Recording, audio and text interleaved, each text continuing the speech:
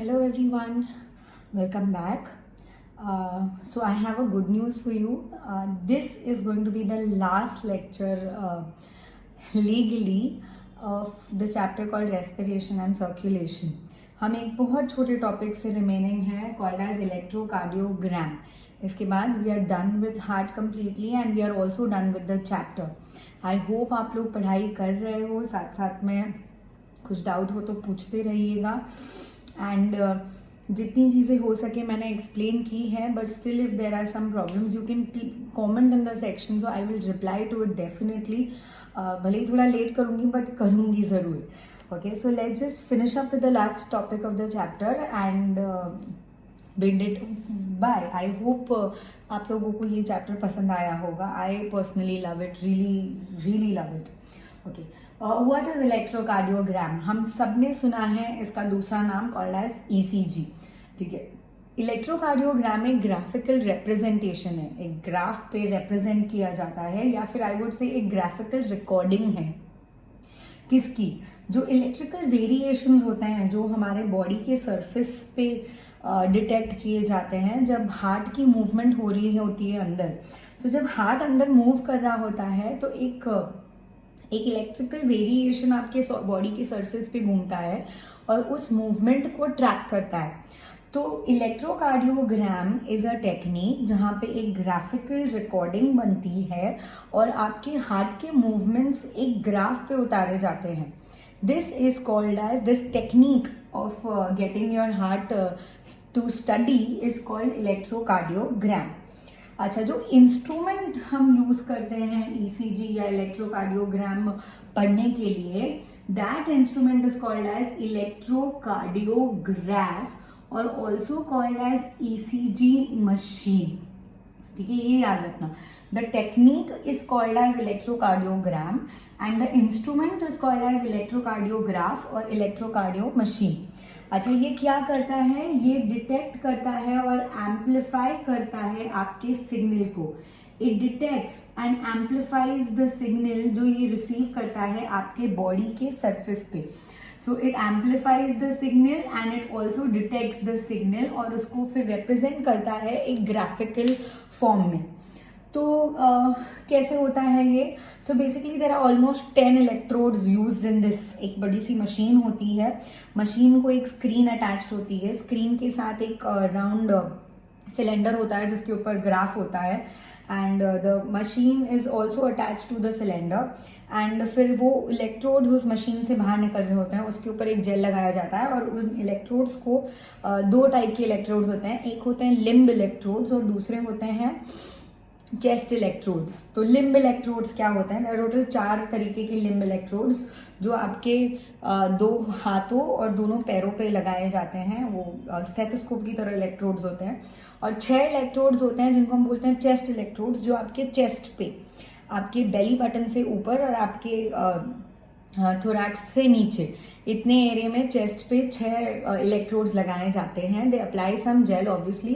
तो जो रेडिएशंस हमारी बॉडी इलेक्ट्रिकल वेरिएशंस जो पास करती हैं, मशीन से कुछ रेडिएशंस होती हैं तो वो इन इलेक्ट्रिकल वेरिएशंस को रीड करती हैं, उनको मशीन तक लेके जाती है और उनको 2 तरीके से आपके सामने प्रेजेंट करते हैं. एक होता है ऑन स्क्रीन और दूसरा होता है ऑन ग्राफ.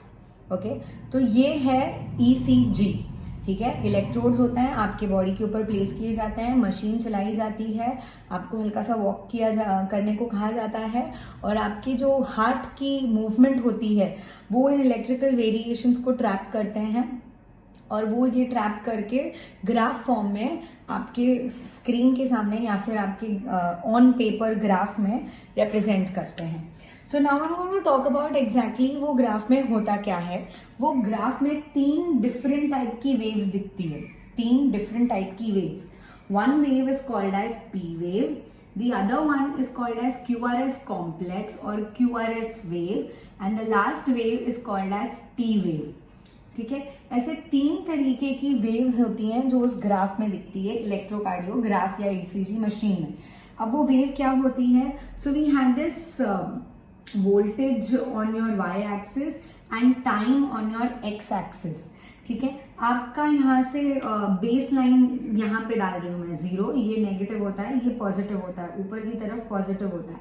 सो 0 से मैं बेस लाइन शुरू कर रही हूँ एंड टाइम है 0.0 सेकेंड्स। अराउंड पहली वेव आती है आपकी around for about this is called P wave. This छोटू सा अपराइट पोजिशन जो आप देख रहे हो इज कॉल्ड पी वेव। ये होता है अराउंड 0.08 सेकेंड से लेकर 0.1 सेकेंड तक। ये पी वेव होता है एक चीज के कारण which is called as atrial depolarisation. सबसे पहली चीज जो हार्ट बीट में होती है वो होती है एट्रियल सिस्टोल, राइट। फिर होता है एट्रियल डायस्टोल, फिर होता है वेंट्रिकुलर सिस्टोल, फिर होता है जॉइंट डायस्टोल, करेक्ट। तो जब एट्रियल सिस्टोल हो रहा होता है और एट्रिया कॉन्ट्रैक्ट कर रहे होते हैं तो वहाँ पे एक अलग वेव ऑफ कॉन्ट्रैक्शन फैलती है जिसमें हम बोलते हैं एट्रियल डीपोलराइजेशन, ठीक है। एट्रियल डीपोलराइजेशन के टाइम अराउंड 0.08 से लेकर 0.1 सेकेंड तक, ये आपको दिखेगा नहीं, आई एम सॉरी, 0.08 से लेकर 0.1 सेकेंड तक होगा। एक हल्का सा बेस लाइन से ऊपर डिफ्लेक्शन जाएगा और वो वापस नीचे आ जाएगा। इस छोटे से वेव को हम बोलते हैं P wave which represents atrial depolarisation, ठीक है। Atrial depolarisation is always followed by atrial systole. Atria contract किए, सब लोग रिलैक्स स्टेट में थे, ठीक है। जैसे ही एट्रियाज कॉन्ट्रैक्ट किए वी नो दैट वेंट्रिकल्स में सारा ब्लड भरने लगता है और आपको एक गैप मिलता है which is called as PQR interval, ठीक है। इसको बोलते हैं PQR interval which is around again 1-1.5 second का होता है। एग्जैक्टली मैं बोलूँ तो 0.16 सेकेंड्स का होता है, ठीक है। अब ये PQR इंटरवल में शुरू होता है एक छोटा सा downward deflection which is called Q, ठीक है। फिर होता है एक upward deflection which is called R and S, ठीक है। इसको हम बोलते हैं QRS वेव, इसको हम बोलते हैं QRS वेव, जहां पे एक छोटा सा डिफ्लेक्शन नीचे जाता है फिर एकदम ऊपर जाता है पॉजिटिव की तरफ और वापस ये उसी तरीके से थोड़ा सा बेस लाइन से नीचे आके फिर वो बेस लाइन पे आ जाता है।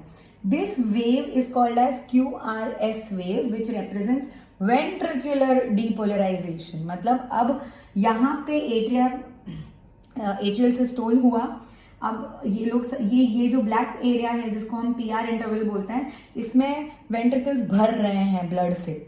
अब जैसे ही वेंट्रिकल्स कॉन्ट्रैक्ट होने शुरू होते हैं ये QRS वेव निकलती है which is called ventricular depolarisation और वापस एक ST वेव निकलती है जहां पे ventricles atria you can say relax हो रहे हैं और एक छोटा सा अपवर्ड डिफ्लेक्शन और आता है which is called as T wave, ठीक है। ये पूरा ऑलमोस्ट टाइम लेता है 0.2 सेकेंड्स, ये 0.4 सेकेंड, ये 0.6 और ये 0.8 सेकेंड्स।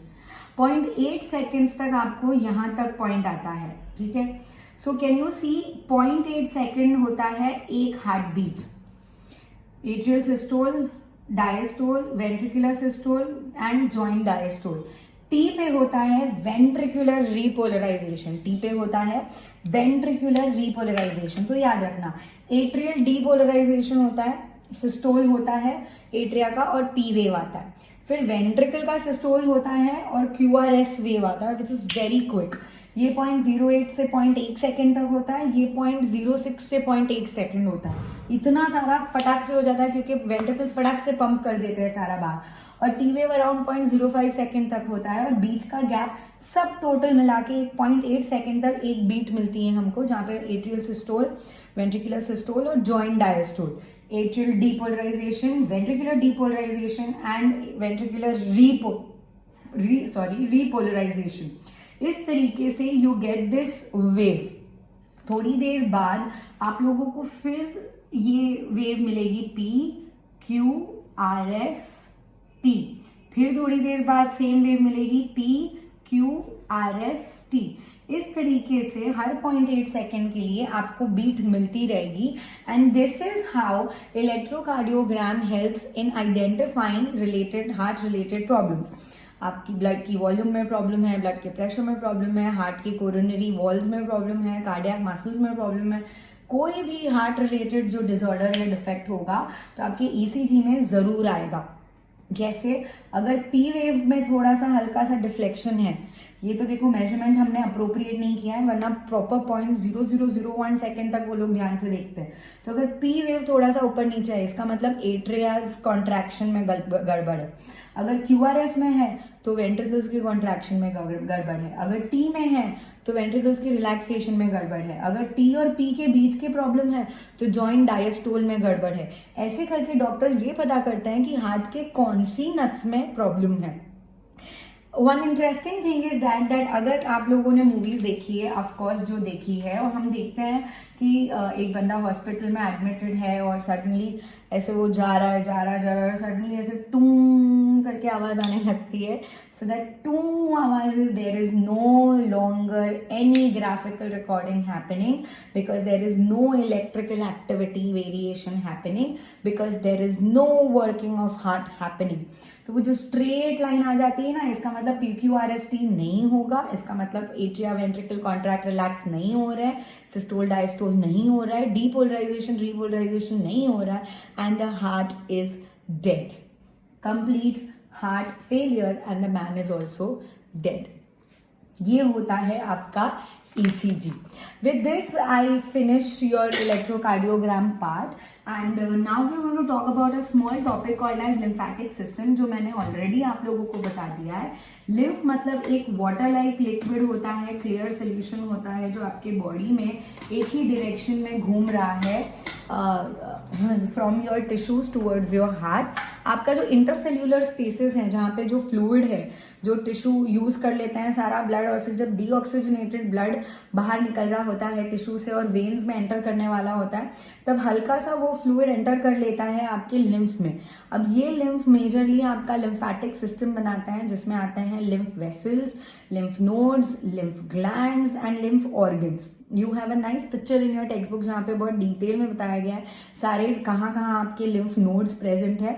lymph का मेजर काम यही है कि वो आपका इम्यूनिटी सिस्टम बनाता है, एंड ये आगे जाके फाइनली वेन में कनेक्ट हो जाते हैं। दो मेन डक्ट्स होते हैं, एक होता है थोरैसिक डक्ट जो यहाँ कहीं पे प्रेजेंट होता है, दूसरा होता है lymphatic right lymphatic duct which is present in your right thigh.